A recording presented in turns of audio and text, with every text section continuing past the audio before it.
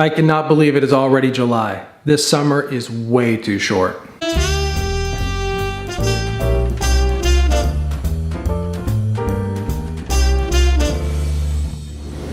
Hey everybody, welcome to week 3 of CIT 12 here in the summer.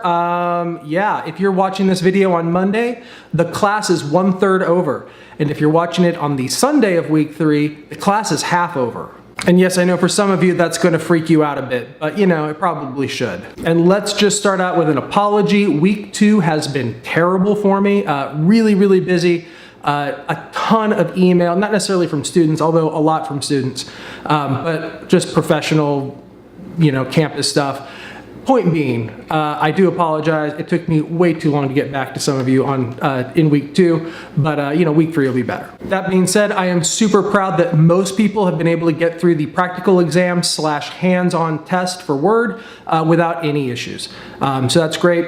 If you did have some problems and you sent me a message, I try to prioritize you in the sort of triage of emails. But regardless, hopefully most people, or it seems like most people have done all right getting through that process and sort of knowing what to do. That being said, I know that a lot of people also have not yet started the practical exam / hands-on test because you're still finishing up your Word labs. So this week, I'm sure you'll be in, doing the hands-on stuff. Try to, again, pick up the pace and start getting into the Excel labs now this week, just because you really don't want to fall behind when it gets to the end of the class. Now that being said, let's talk about what we're going to do this week. In week 3, we're covering 2 chapters, chapter 4 and chapter 5. These are all about software. Chapter 4 is all about application software. Application software is basically the kind of software you think of. It's something that you need or want to have done. So Microsoft Office is application software. It's for work, it's something you need to have done, yada yada. Most video games, application software, right? Anything that's sort of for you is application software. Chapter 5 is all about system software. That's just the software that's on your computer in order to keep your computer healthy and running well, or to just do stuff on the computer. So your operating system, which is the biggest part of system software, because it pretty much does everything for you now. But the operating system, piece of system software, even things like, just to kind of keep track of, here's the thing. You try to draw lines. And when you try to draw lines in this world, you find out that everything is fuzzy, right? So the software that keeps track of your passwords, is that system software because it's keeping track of passwords that are part of the browser, or is that application software because it's helping you to not have to remember your passwords? Does it matter? Point being, it's good to know about software. Chapter 4 and 5 will talk about software, and don't worry about putting things into categories. Putting things into categories has never been good, like in the history of our species. And of course, there will be quizzes on both chapters 4 and 5. Now, your discussion for this week has absolutely nothing to do with software. I want you to use data to make a decision. Data-driven decision making is sort of important. So what I want you to do is to take a decision that you have to make pretty much every semester. What class am I going to take next semester? And then use 2 different sources of data in order to get some information and research that.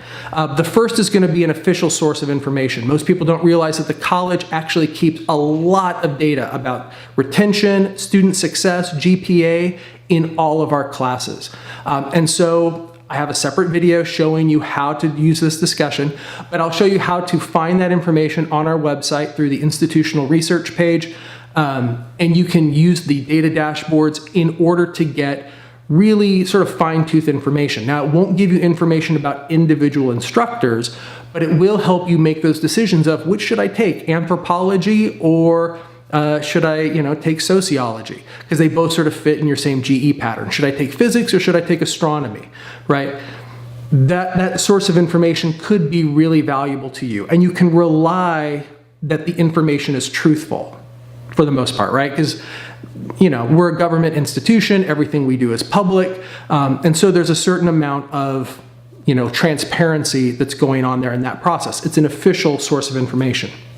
Now, the second source of information I want you to use is something that is crowdsourced. Crowdsourced information is easier to game, and you always have to take that into consideration, right? If you're looking at a Yelp review, where you just have a bunch of reviewers saying, hey, look, this place that, has the best, lasagna in town or the best pizza in town, right? how many people are saying that? How many reviews has it gotten? You can trust 300 reviews a lot more than you can trust 8 reviews. But in this case, the crowdsourced information is going to give you something that the official information won't. You can get information about individual instructors and like what's good about that instructor and what's bad about that instructor. So you can decide whether or not that particular class is going to fit your needs and your particular personality. So that's what I want you to do. Like I said, there's a video showing you exactly how to use both sets of information. I just want you to choose a class that you're thinking about taking next semester and then doing some research on it. What are the success rates for that class? What's the retention? What's the GPA, which is like the average grade handed out? So like if it has a 3.0 GPA, like how does a class have a GPA? That means that on average, every person got exactly a B.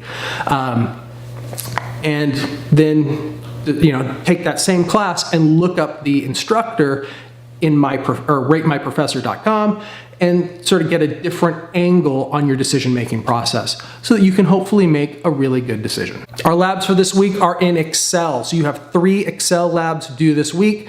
Here's the thing. This is the most valuable part of this class. Word, important. You use it for documents, but you probably kind of knew how to use Word well enough already. PowerPoint, great for training. People use it a lot, but it's PowerPoint, and there's other ways to train that might be better. Excel is probably the skill that most people end up having to come back to school to learn once they're an adult. Like no matter what you do in life, eventually you will get good enough at it that your employer is going to hand you an Excel spreadsheet and tell you to track something. Excel spreadsheets allow you to take data and organize it in such a way that it makes it easier to make decisions. You can use that Excel spreadsheet to create tables and charts that you can use in documents, in Word, and presentations in PowerPoint. But Excel sort of becomes the center. It's the thing that makes those data-driven decisions possible. Excel is probably the most valuable part of this class. It's also probably the part that is the least intuitive, and I understand that. Students have sort of struggled with Excel. And so I have a separate video that's all about just Excel, where it came from, why we use it.